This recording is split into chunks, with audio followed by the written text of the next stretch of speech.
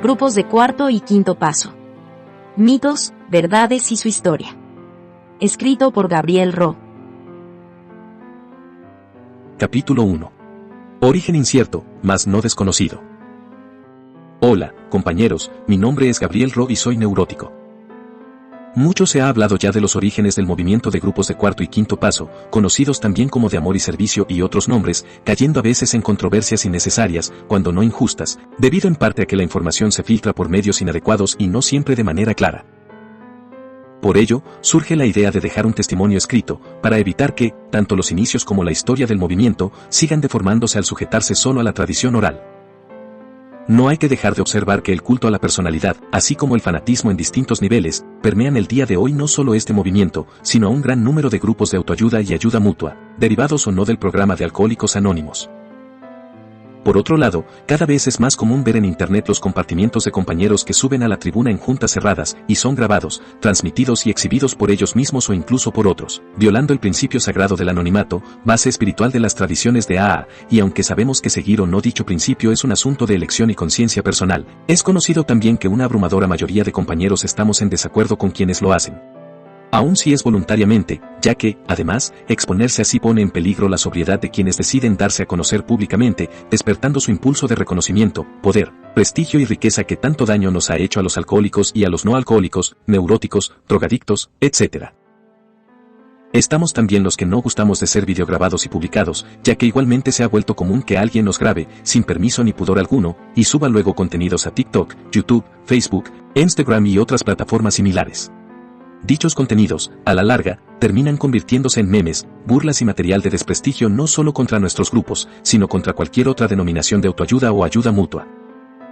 No obstante lo anterior, claro que es importante mantener una memoria que nos ayude a conocer y reconocer nuestros orígenes, así que nombres como Silvia G., Alejandro C., Sabino, Mario G., Roberto G. y otros, han sonado y resonado en los grupos de cuarto y quinto paso u otros similares desde hace décadas, y claro que pueden llegar a encontrarse sus compartimientos y testimonios en la red, aunque considero personalmente que es mucho mejor que se den a conocer en medios impresos, ya que disminuye mucho el riesgo de que tal material llegue a quien no lo sepa apreciar o siquiera comprender. Entrando en el tema, hay quienes sostienen que el movimiento viene de tiempo atrás, tanto como desde los años 60 del siglo pasado, otros dicen que todo comenzó en los 90.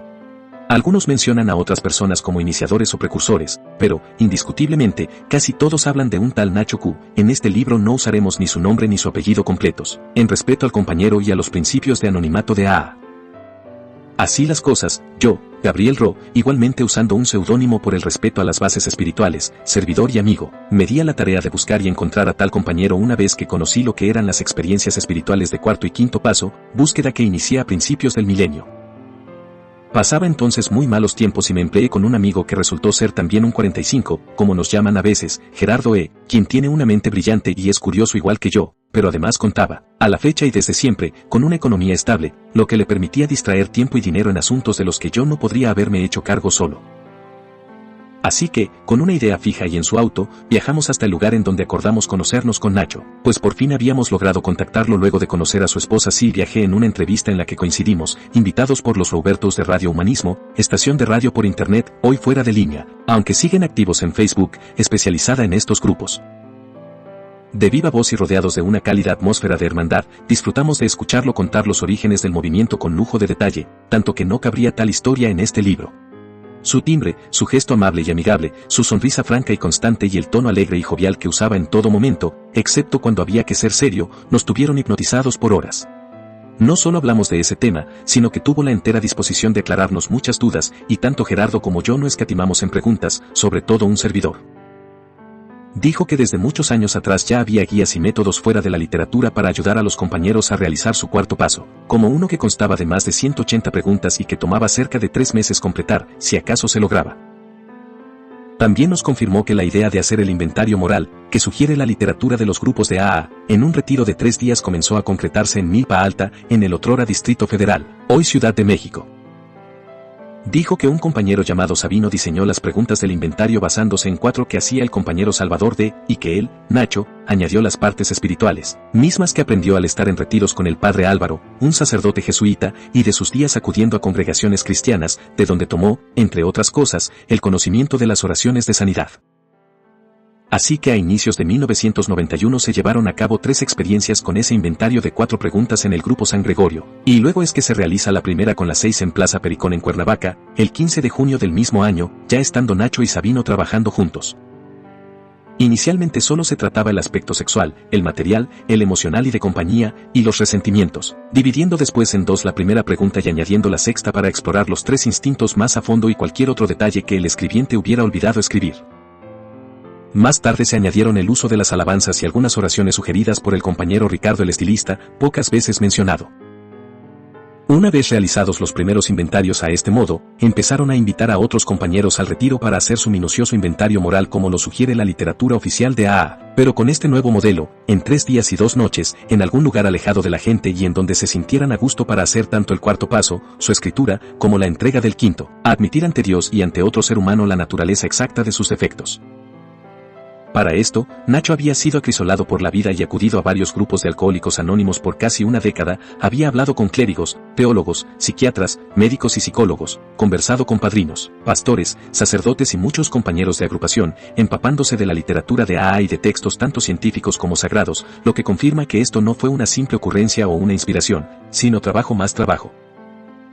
Las primeras juntas se dieron en grupos de AA, comenzando en el Ansúrez y luego en el grupo Insurgentes, pero de algunos corrieron a los compañeros porque decían que los retiros no eran parte del programa ni de ellos se hablaba en la literatura oficial, aunque en otros había la disposición, según la conciencia y autonomía, de permitir las juntas de preparación y, posterior a los días de la experiencia, las de testimonios. Por cierto, estas últimas no eran para compartir los regalos como el día de hoy se hace, sino para que el compañero o compañera terminase de sacar cualquier resentimiento que se hubiese generado durante su trabajo de escritura y también para motivar a otros a vivirla, dando su testimonio y hablando de su sentir al respecto. A todo esto, casi desde el inicio, Sabino se desmarcó de Nacho y dejó el movimiento, ya que, en una de las primeras experiencias, el hermano de unos judiciales tuvo un despertar espiritual cataclísmico y espectacular, operando cambios inmediatos en su proceder y personalidad, al grado de que sus hermanos acudieron a amenazarlos, exigiendo que detuvieran eso, pues creían que algo le habían hecho a su hermano, e incluso que lo habían drogado. Tal amenaza y los primeros efectos espirituales resultado de las experiencias realizadas a la nueva manera, hicieron que Sabino desistiera de continuar desde el principio, no así Nacho, quien no se amedrentó y siguió adelante junto con su esposa Silvia G.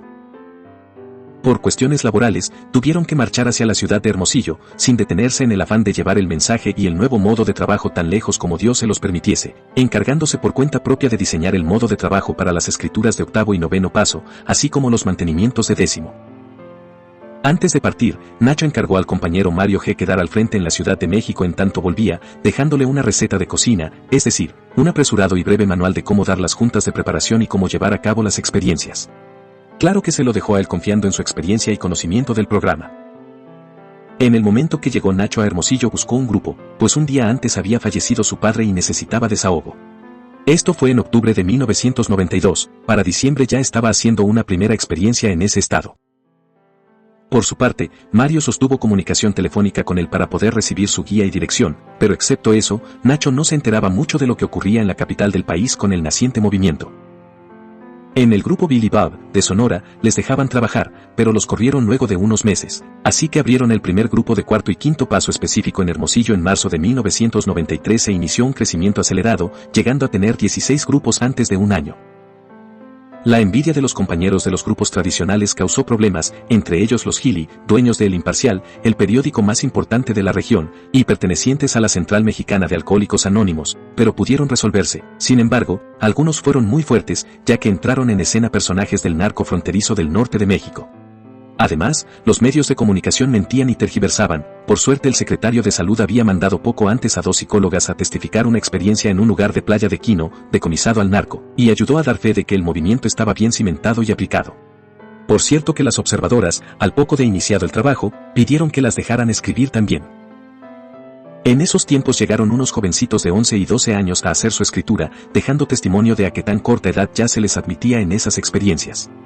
También cuenta Nacho que había mucha homosexualidad, uso de drogas fuertes y gente del narco, por lo que tuvo que adaptar un poco el método y la gente creyó que eran otras escrituras distintas a la del 4º y 5º paso, la de 8º y 9º y los mantenimientos de 10º, pero ese es tema de otro capítulo. De Hermosillo el mensaje pasó a Ciudad Obregón, Guaymas, Nogales, Caborca, Magdalena de Quino, Santana y parte de Sinaloa. Años después regresó Nacho a México y pudimos verlo y escucharlo compartir en las tribunas y mesas de muchos grupos, en seminarios y otros lugares. Y así, no de otra manera, es que nacieron los grupos de cuarto y quinto paso. Podríamos hablar de más grupos y personas, de que en el cristianismo practicaban algo similar desde siglos atrás. Podemos hablar de Billy Bob, de otros padrinos en México o en Estados Unidos. Decir que a alguien ya se le había ocurrido este modo de trabajo desde antes, sí, claro que el éxito tiene muchos padres y el fracaso es huérfano, como decía Napoleón, pero no podemos regatear a Nacho y a Silvia el hecho de que ellos lograron impulsar tanto el modelo de las experiencias espirituales, que llegó no solo a los confines de México, sino primero de Latinoamérica y Estados Unidos, y luego de otras latitudes en el mundo. ¿Iniciadores? ¿Precursores? ¿Pioneros? Da igual, lo importante es el mensaje, no el mensajero, y el mensaje fue recibido. Durante la misma charla y en días posteriores, escuché a Nacho decir que nunca pensó en iniciar el movimiento de grupos de cuarto y quinto paso, sino solo proponer el retiro como un método más de llevar a cabo el inventario moral que requiere el programa de Alcohólicos Anónimos.